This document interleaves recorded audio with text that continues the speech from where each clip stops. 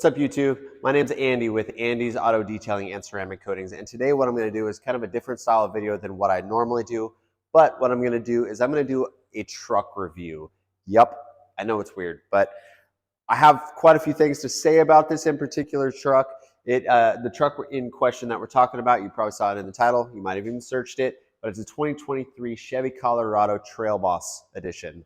I'm going to just show you some of the things that real world. I'm going to be using this for a truck, but also for some work related things. And I'm going to show you the good, the bad, the ugly of so far of what I've found I'm on my third day of ownership, so take it for what it is. But I did do a lot of research for this truck. I'm going to talk a little bit about some of the things that maybe you haven't heard in other reviews, because everybody talks about the hard plastic on the inside and the fact that it's a turbo and the horsepower ratings and torque ratings and things like that. But I'm going to talk a little bit about some of the other things. So bear with me in this video and tag along as we talk about the 2023 Chevy Colorado Trail Boss Edition. All right, so the first thing I'm going to talk about is the overall appearance of the truck. I think they did a fabulous job with this. I was not ever really a fan of the Colorados just because they were kind of just blah to me. But the overall look of these trucks now, they just look aggressive, which makes them stand out, which is why I wanted one of these for a work truck. We're going to put a logo on the side. We're going to debadge, things to that nature. But it's going to stand out. It already stands out just the way it literally looks right now. So that is probably my number one thing that I like overall on the truck, is just the different way that how they've done this configuration. It really has an aggressive look, especially with the Trail Boss Edition, where it's off the ground a little bit more than your standard Colorado. So the overall look, that's got to be one of the best things for me. So that's going to be the biggest thing I'm going to highlight right now. All right, so right after I talk about the fact that the styling is so great and the look is amazing, I love that aspect. One of the downsides to this configuration, because I'm going to go good, bad kind of thing, so that way it doesn't sound too crazy. So one of the things that I struggle with a little bit on the size of this truck is where the bed is and the height of the bed. This is at, let me see if I can turn this around and kind of give you guys a good example. I'm 5'11". This is at my chest. With that, if I'm going to go and reach in here, I've really got to lean over the truck to get the bottom of the bed. I can reach it, yes, but this bar actually is kind of a downside because I'm not going to be able to reach back in there unless I actually put the tailgate down. I know it's a little thing, but I want to talk about some of the things that when you're using this truck, what you're going to find. And that is one of the big things. It is a very deep bed, which is also a plus because it is short, but it's a deeper bed than a typical. I'm coming from a 2004 Dodge Ram, so this is a deeper style of bed, shorter, but it's going to have a lot of interior volume. But with that, you're definitely going to need to open up that tailgate in order to access the things that are a little bit farther in there. So that's another thing. All right, continuing on with the outside stuff of this truck. The front end, I really like the fact that it's actually not painted. When you got paint on the front of a vehicle, you really got to start worrying about rock chips and damage. Granted, there is paint protection film to help you protect against that. We're actually going to be fully putting paint protection film on this entire vehicle. But for the fact that it's black in the front, us just putting a ceramic coating over this plastic is going to preserve it, as well as you're not going to have to worry about the rock chips and whatnot. And honestly, I like the counter, the blue with the black on it. It's just a very good look to it that way. So that's a plus on the outside. But while we're here at the front end of the vehicle, one thing that if you buy one of these or if you've been researching, you're going to know that these come stock with only halogen headlights. So no LED option in this configuration, which is kind of a bummer. I'm looking into the idea of putting LEDs in there, but I'm going to do a lot of research with that before I actually can support and say that that works good, because we're going to see if it even will work for this vehicle in particular without triggering a sensor saying that the headlights aren't on. So that was the problem on my older Dodge. So anyway, the front end, I love the way they look. So we're going to go to the inside next. Moving on to the interior, everybody always talks about the hard plastic.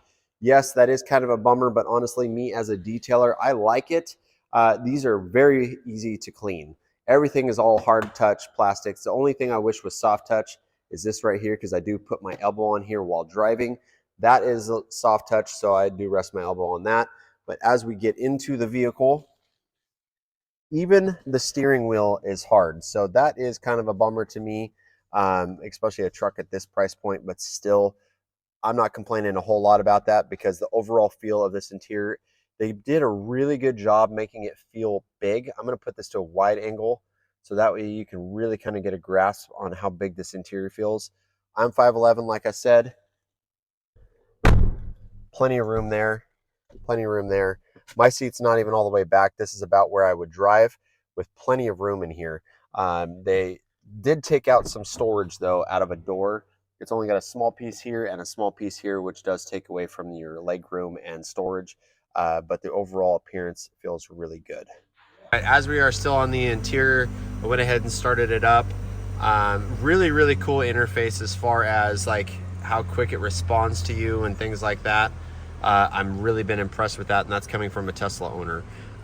Really cool the way you can just kind of cycle in with this through your different modes that you have, which I really like. I haven't even got to play with them all. One complaint on the interior, since we're going with the good and now the bad, there's no wireless charging, which I'm actually shocked with, you know, how new this vehicle is. This would be a fantastic place for it. I know in a lot of GM, they put it right here. This on this vehicle would be perfect. So what I did is I just have this nice little wireless charger that I have hooked up here. I can actually leave a link to this in the bottom in the description. Cool thing about this one in particular, it's like a travel one. So you can unfold it and you can charge either your AirPods, a watch, or, you know, an Apple device. So that's what I have for in here, so I could charge anything I need. So anyway, the interior, that's kind of the basic rundown of the interior. Make sure that if you do have questions about the interiors of these, feel free to leave me a comment down in the comment section and I'll do my best to answer it. As far as little storages and things like that, let's open up this, show you guys like the little container. There is another port down in here. It's too dark to see it, but another 12 volt outlet in there. You got your basic cup holders here. You got a couple cup holders here. Back seat is actually pretty nice. Lots of headroom. They actually raised that about 2 inches. So I see that even probably somebody 6 feet tall, they would probably do really well sitting in a back seat. And even with the leg room, there's plenty of leg room for a full-size adult, full-size human. So I've been pretty impressed with the back seat as far as how much room there is. And speaking of the back seat, here is the amount of storage you have kind of underneath the seat. You have your basic jacks and things like that. Both seats actually fold up to where it gives you a little bit of extra storage underneath the seats. Not a lot as far as underneath the seat at all.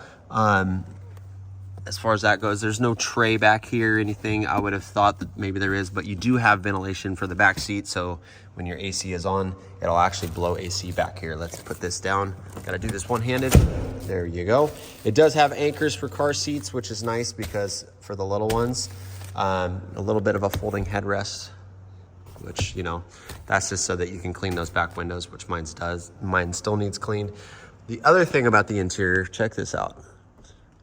Little tiny thing, but those are not LEDs. They're all halogen bulbs. So a lot of halogen bulbs being used on this vehicle, probably cost savings, that kind of thing. So anyway, that's kind of a short rundown. Like I said, though, a little bit ago, if you got questions about this truck or would like me to go over anything in particular because you're looking for one, just leave me a comment down in the bottom in the comment section down below. Sorry, it's been a long day at work, working on that beautiful car right there. So anyway, leave me a comment down below with your thoughts. Do you like the new Colorados? Would you rather have just a plain one or the Trail Boss or a ZR2? Leave me a comment down below. I love interacting with those that watch my videos. So thank you guys all for watching. Oh, real cool little thing here. I know all of them don't have this, but this one in particular does. It's got this cool little storage back here, so we're gonna use that for the stuff for our little furry friends, our dogs, which is really cool. I also went with the actual locking feature for the tailgate, as well as the bed liner, of course. So anyway, let's lock these, doing them one-handed for the first time. So thank you for watching. Thank you all. Appreciate you guys being part of this, and taking the time to watch my video and my review. So anyway, suggestions, leave them down in the suggestion box, AKA the comment section. Hit that little like button, please. And don't forget to subscribe, and we'll catch you guys all on the next video. Peace.